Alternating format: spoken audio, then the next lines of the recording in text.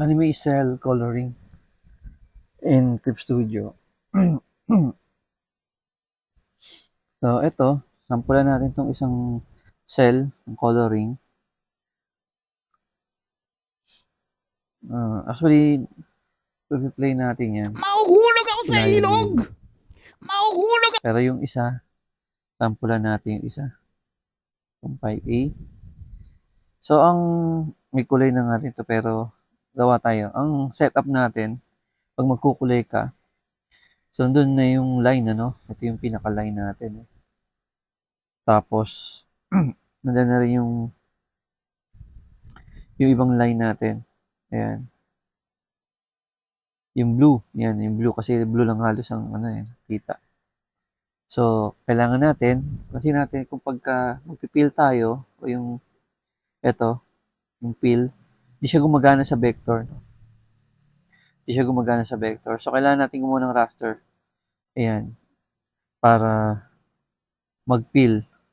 So, yon. Doon pala makita natin na pwede na tayo magkulay. Na-peel niya na yung buong ano.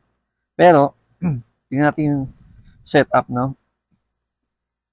Titignan natin yung setup. At rename lang natin to ng colors. Yan. Tapos, dapat nasa ilalim siya ng line. Kasi yung line yung pinaka-outline. Dapat colors nasa ilalim. Tapos, ang pinipili na talaga sa fill, yung repair other layers. Pero ito, papakita ko rin yung gamit itong anime lasso tool, color replace bucket, saka itong anime part. Ito pares lang ng halos ng iba. Ito rin, pares ng dalawa na to anime part, paint fill, saka paint and filled area, yung mga butas-butas na mga iwan. Ito ginagamit doon. So, start tayo. May model sheet na tayo. Niload ko to sa view. So, pagka IB, naka-animation cell siya. Yan siya. Pero pagka, syempre, kung magkukulay tayo, pwede na natin doon i-load. Hindi na siya istorbo kasi pwede mo siyang gamitin dito, no? Yung sa interface. Kung hindi naman istorbo. So, yan. Pwede na yan. So, ito lang naman yung kukulayan mo. Okay na rin yan. Yan. Hindi natin para makita. So, ito yung ginagamit no, ng halos karamihan, repair other layers. So, tingnan natin yung ibang option, yung property. So, ito yung property niya. Ito. Tingnan natin yung area scaling. So, dapat naka-off ang area scaling. Off natin. Tapos, tingnan natin kung kailangan natin off yung area scaling. Yan, ito yung kailangan natin. Kasi pagka naka-check yung fill up vector path, yung gitna hanggang gitna siya no? So, hindi natin kailangan hanggang gitna. Dahil yung blue line na yan, yun yung pinaka-colored o yung shadow niya. Ito naman, yun din, hindi natin kailangan ng area scaling. Diba? So, hindi natin kailangan yan parehas. Dapat naka-off yan. Itong parehas. Itong ito pala, tingnan natin area scaling. O, hindi natin kailangan ng area scaling. Masyado niya kinain yung pinaka-shadow. So, off na natin yan. Off din natin to itong fill up vector path kasi kinakain niya rin yung blue.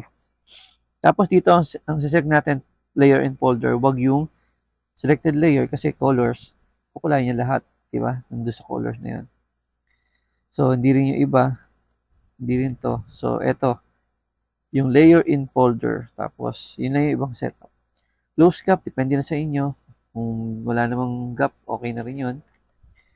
Yun, so start na natin. Dapat nasa color tayo na raster. Then, fill. So, ito, kailangan natin. Ito tayo, repair other layers. Yun yung parang, uh, uh, standard na ginagamit. So, unahin natin kulayan yung yung como nga como nga ang color na to, yung shadow na blue is part ng shadow. Part siya ng shadow no sa cell. So, una natin kukulayan yung normal. Example, bakit kinain niyo yun? Kasi naka-check pa yung fill up vector. Off nyo lang yan. Then, normal. Yan, dapat ganyan. Ganyan siya, dapat. Mamaya makikita niya kung bakit. So, next is yung to. Oh, saan ba kumuha? Tama. Yun. Yung normal normal lang muna. Yun. Same din dito. So, normal ano tayo. Okay. Subuhok, ganun din. Normal. Make sure, tignan nyo mabuti. Kung nakulayan na natin yung normal. So, after nun, kukulayan na natin yung shadow. Pansinin nyo, pagka nalayan natin, hindi pa rin nawawala yung blue. Diba?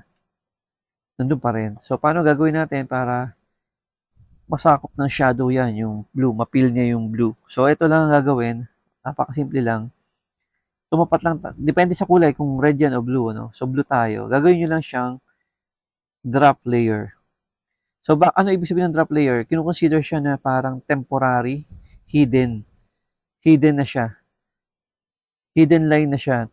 Kaya mangyari, tatagos sa kanya yung sa colors. Kaya kung kukulayan natin siya ng dito, pansin nyo, como hidden lines na yung blue, ayan. So, hindi na siya kita sa, di ba? Hindi na siya kita dun sa ano, hindi na siya nakikita ng fill. Ito may butas, mamaya mahal natin yan. Same din sa balat.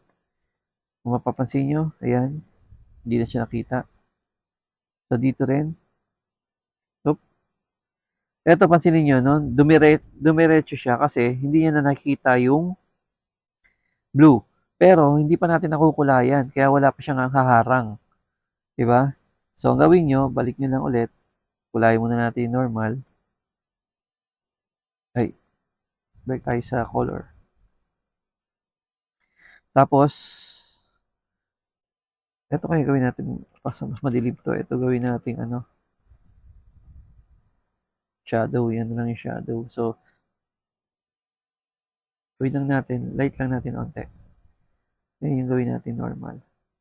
Tapos, i-ano ulit natin yung blue. Piliin na natin. Op. Yun. So, consider na yan na ano, no? Na may harang na doon. Same dito sa damit. Ganun gagawin natin. Ayan. So, may mga naiwan, ano? Mamaya makikita natin kung paano natin babalikan yan. Ito rin. Oop. Ito, balat yun. Ito. Ayan. Tapos to, balat. Balat yan. Ayun. Ito rin, balat. So, yun. Butas na lang. Problema natin, silipin natin. Actually, hindi na natin kailangan i-convert sa ganun eh. Sa, dito pa lang kita na natin, ano? So, paano natin gagawin yan? Doon natin pagaganahin yung pwede itong anime lasso tool. Gawin lang natin. Pili tayo ng kung anong kulay niya. Ayan. So, dito ko na lang kasi parang lagpas siya. No? Ayan. Tapos to, blue. So, kita nyo, no? Ito yung gamit niyan. Yung mga excess, yung mga butas. Ito, okay lang yan, nasa labas kasi o-off naman yan eh. Hindi naman yung part ng drawing na natin. Yung mga excess na yan. Ito. Yun. So, meron pa ito. Dapat, itong alt, ano yan, dropper. So, yun. Ito, dami. Ayun. So, yun ang purpose na nung kanina. Itong lasso tool, mas mabilis eh. Pero actually, pwede rin to.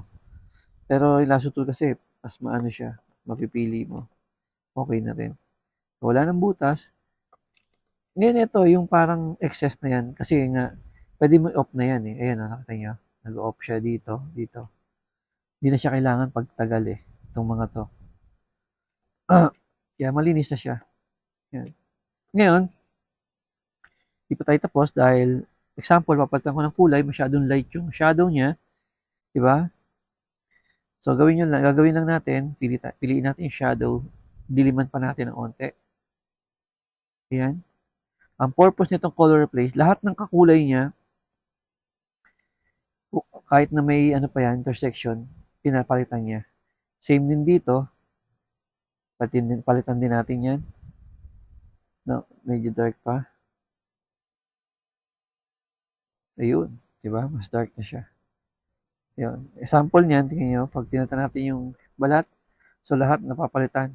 Kahit isa lang ang inan natin doon. Same din dito, ayun o. Yun yung example niyan. Napapalitan. Nagagamit to pagka nagkamali ka ng, uy, mali ang kulay ng buhok. So, eto na yung gagamitin mo. Mas mabilis siya magpalit. So, yun. Ngayon yung line, example yung line, papalitan mo. Kunyari yung buhok lang ang papalitan nyo.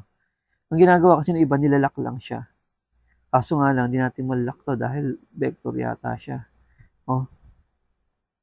Diba? So, i-convert pa siya sa vector para kasi may mga anime, iba kulay ng buhok eh.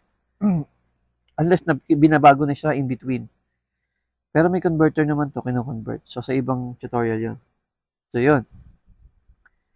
So, meron tayong, yun yung nakulayan natin. No? Tapos yung line. Hiwalay kasi yan lagi, itong dalawa na to.